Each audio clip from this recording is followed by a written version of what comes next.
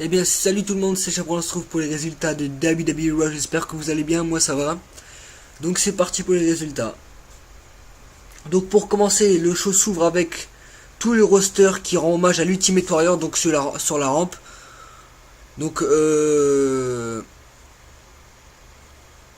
donc il rend hommage à Ultimate Warrior, donc à un moment de silence, voilà. Donc le show ce soir est consacré, donc Michael Cole, le show lui est consacré ce soir. Donc Michael Cole annonce la tenue du premier d'un tournoi pour désigner le prochain aspirant au titre intercontinental, donc il y a un tournoi. Donc pour le premier match du tournoi, ça commence avec le premier match, donc Rob Van Dam contre Alberto Del Rio. Donc c'est Rob Van Dam qui remporte le match et passe dans la place du tournoi. Donc ensuite une bande annonce du Warrior, donc il faut montrer un de ses matchs. Donc SummerSlam 1988, donc Ultimate Warrior contre Honky Tonk Man. Ensuite Triple H est en discussion avec Batista et Orton, il tente de les convaincre de faire équipe pour neutraliser le Shield. Mais Orton et Batista préfèrent prendre part. Triple H est furieux, mais Stephanie dit avoir une idée. Donc voilà. Ensuite il y a Ryback contre les Rose Brothers. C'est Ryback qui remporte le match. Ensuite il y a Paige contre Alicia Fox. Donc c'est Paige qui remporte le match. Ensuite il y a les Usos contre Batista et Randy Orton. Donc le match se termine en no contest comme le Shield vient attaquer Orton et Batista. Donc voilà. Ensuite il y a une autre vidéo du Warrior. Donc il faut montrer la vidéo de WrestleMania 4. Donc Ultimate Warrior contre Hulk Hogan. Ensuite dans les coulisses Triple H dit à Batista et Orton qu'il avait prévu de ce qui allait se passer. Ensuite le prochain match, donc il y a Cesaro contre Mark Henry, donc pour la place pour le tournoi, donc une place du tournoi. Donc c'est Cesaro qui remporte le match. Ensuite, dans les coulisses, Stephanie McMahon demande à Brad Maddox d'annoncer au Shield qu'ils ont un match dans le main event ce soir, mais qu'ils ne connaîtront pas leur adversaire qu'au dernier moment. Ensuite, il y a Alexander Rusev contre Xavier Woods. Donc c'est Alexander Rusev qui remporte le match. Donc à l'issue de ce match, R-Truth vient attaquer Rusev, mais c'est sans succès. Ensuite il y a Sheamus contre Jack Swagger, donc pour une place dans le tournoi bien sûr. Donc c'est Sheamus qui remporte le match. Ensuite Dame Sandow de la place, il nous gratifie d'un discours dans lequel il se met en avant jusqu'à l'arrivée du Big Show qui le met complètement KO avec une droite. Donc Bray Wyatt et ses disciples sont dans le ring. Il dit que John Cena est une bête et qu'il ne laissera pas plus blessé quelconque. Donc il interpelle John Cena et ce dernier fait son arrivée. Cena prend le micro pour attaquer verbalement Bray. Donc Cena ajoute qu'il n'est pas une bête mais qu'il a envie de battre Bray une nouvelle fois. Il lance un challenge à Bray Wyatt pour un match en cage à Extreme Rules sans la présence de la Wyatt Family. Alors Bray Wyatt accepte le challenge. Donc nous connaissons déjà le premier match d'Extreme Rules, donc ce sera John Cena contre Bray Wyatt dans un Steel Cage. Ensuite il y a Fandango et Leila contre Santino Marella et Emma. Donc c'est Fandango et Leila qui remportent le match. Ensuite dans les coulisses, Stephanie descend Kane et dit qu'elle est en échec et plus que l'ombre du monstre qu'il a été. Mais Kane reprend. Stephanie a fait péter un plomb à Kane. Et Kane à la fin reprend son masque et dit selon les termes qu'il va éviscérer Daniel Bryan. Donc voilà. Ensuite il y a Bad News Barrett contre Dolph Ziggler, donc pour une place dans le tournoi. Donc c'est Bad News Barrett qui remporte le match. Donc nous avons 4 qualifiés, donc Wade Barrett, Sheamus, Rob Van Dam et Cesaro. Donc ce sera Sheamus contre Wade Barrett et Rob Van Dam contre Cesaro. Donc les gagnants s'affronteront en 1 contre 1 pour désigner le number one contender. Donc celui qui affrontera Biggie, je crois normalement Extreme Rule ou peut-être avant. Donc voilà. Ensuite il y a The Shield donc qui font leur entrée et qui attendent leur adversaire, mais ils sont fait avoir. Ils devront affronter, ce sera un 3 contre 11. Donc ils devront affronter la moitié. Un 3 contre 11, donc ce sera ils affronteront Alberto Del Rio, Jack Swagger, Fandango, les Free MB, Titus O'Neil, Ray Baxel, Alexander Rusev et Banyus Barrett. Le match se termine en bataille générale et The Shield est battu par le nombre des adversaires. Mais juste après que les 11 superstars démolissent The Shield, une musique retentit dans l'arena et c'est la musique de l'évolution. Donc Batista, Randy Orton et Triple H apparaissent et viennent détruire The Shield pour conclure le show. Donc oui, ce n'est pas une blague. L'évolution est reformée. Donc ils ont commencé hier soir donc en tabassant The Shield. Donc juste après ça, Triple H lui a dit Believe in Evolution.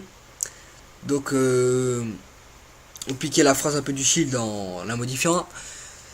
Donc Believe in Evolution, ça veut dire que l'évolution a été reformée. Et d'après les rumeurs qui a été prévu, et normalement c'est bon. Normalement le match qui a été prévu entre l'évolution et The Shield, normalement c'est bon. Donc j'aurais pas cru que l'évolution serait reformée. J'aurais cru Wargame, un truc comme ça, parce qu'il y a un moment il y avait des rumeurs sur est-ce qu'il paraît que ça allait s'appeler Wargame, mais il y aurait Kane avec. Mais en fait ils ont reformé l'évolution. Donc voilà, donc le show se termine sur ça.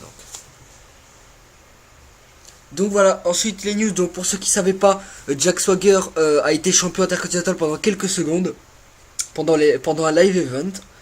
Donc Jack Swagger faisait face à Biggie Langston, à Biggie.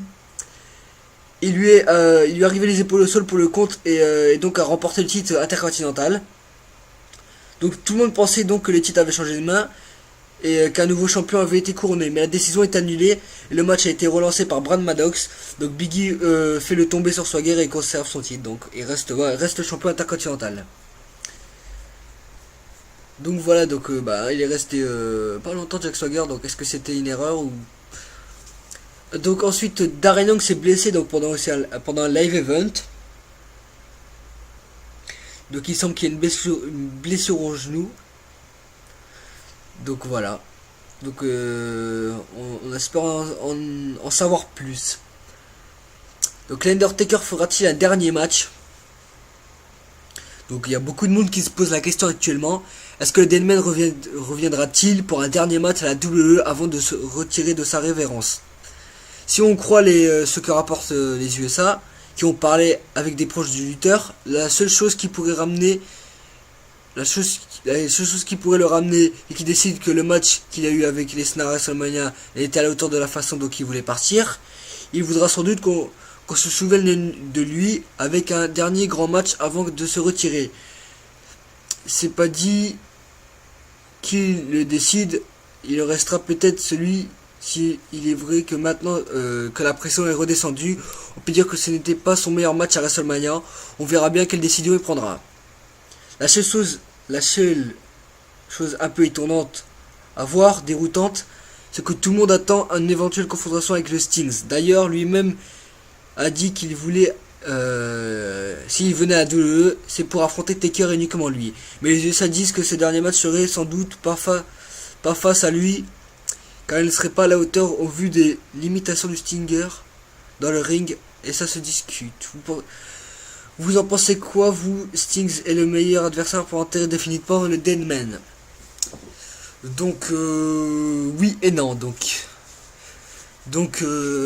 oui, si Taker accepte et tout ça. Donc si Taker accepte de refaire un dernier match. Et si c'était non, moi j'aurais choisi quelqu'un d'autre. Parce que je sais pas si le Stings... Ce serait bizarre, le Stings il revient, il bat Taker. Donc comme ils disent, Taker a fait une mauvaise défaite. Donc c'est vrai, dans la façon où il est parti, donc il a rien dit, après le match il est parti. Donc faut pas qu'il part faut pas qu'il part avec ce souvenir là quoi. Donc voilà, donc moi je suis pour un dernier match à WrestleMania. Donc ensuite Sting ça a été officialisé, il a officiellement signé avec la WWE. Donc voilà, après on verra quand il apparaîtra aux écrans.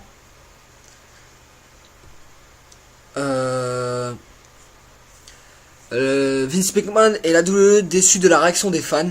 Aux USA, on dit qu'au moment où la streak a été brisée à WrestleMania, Vince McMahon, ceux qui étaient au courant, n'a pas eu la réaction des fans qui cherchaient lorsque Taker a perdu face à Brock Lesnar.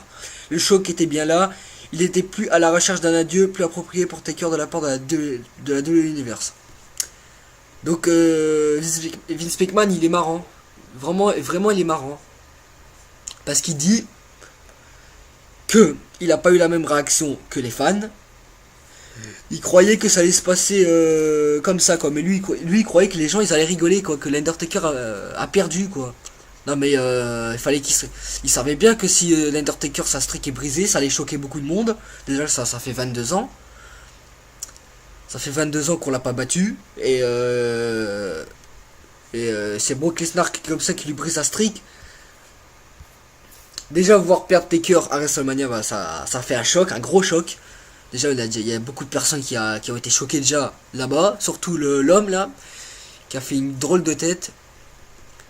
Je sais plus comment il s'appelle, Ellis, un truc comme ça, Ellis. Donc voilà quoi, il croyait que ça allait se passer normalement, quoi, que Undertaker allait perdre et qu'il allait se passer, mais non. Les fans étaient... En fait, les fans, bah, ils étaient avec lui, quoi. WrestleMania, c'est 50% de l'Undertaker et 50% des autres matchs, quoi. Donc les gens, ils viennent aussi pour voir l'Undertaker défendre sa streak, quoi. C'est 50% ça et 50% autre. Donc c'est pas complètement tous les matchs. Il y a aussi la moitié on va dire la moitié de l'arène vient pour voir Taker aussi. Et pour voir Taker défendre sa streak face à quelqu'un. Donc voilà.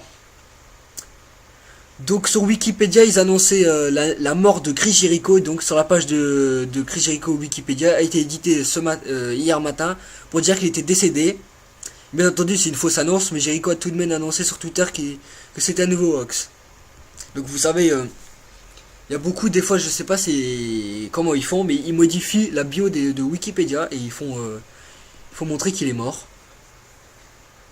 Ils font des trucs de décès, comme Ric Flair, il y a pas longtemps, ils ont fait ça aussi. C'était l'année dernière. Donc voilà, je sais pas comment ils font, mais... Ensuite, Ron Van Dam a noté sur Twitter qu'il a été booké pour la tournée européenne à la WWE. Donc normalement, il sera peut-être à Orchy, tout ça, à Lille. Donc voilà, donc si j'y vais, je crois que je serais content de le voir. Alors, une stipulation pour le match Cena Bray à Extreme Rule. John Cena contre Bray Wyatt sera Extreme Rule match pour le pay-per-view du même nom qui se tiendra le 4 mai au Izod Center à Esther Rutherford, New Jersey.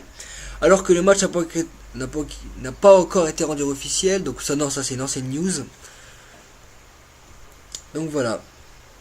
Il y a aussi eu une erreur de graphique à WrestleMania 30. Plusieurs personnes présentes à Orléans ont rapporté qu'après que Brock Lesnar a battu Taker, un 22-0 s'est affiché pendant une fraction de seconde sur les écrans du stade, avant d'être rapidement retiré. Mais il n'a jamais été montré à la télévision. Donc voilà. Il y en a qui ont dû voir que... C'est pour ça que maintenant il y a plein de rumeurs qui disent « Ah mais non, mais Undertaker devait gagner et tout ». Donc voilà, donc c'est pour ça qu'il y a beaucoup de rumeurs qui partent. Donc Darren Young est officiellement en repos, donc voilà. Donc il y a plus de pouvoir pour les fans du net. C'est bien connu, Vince McMahon n'a jamais accordé beaucoup de crédit aux fans de catch sur le net. Mais avec la passation de pouvoir qui s'opère actuellement, ça risque de vite changer d'avis car on dit que Triple H, lui, va prendre ce public en compte.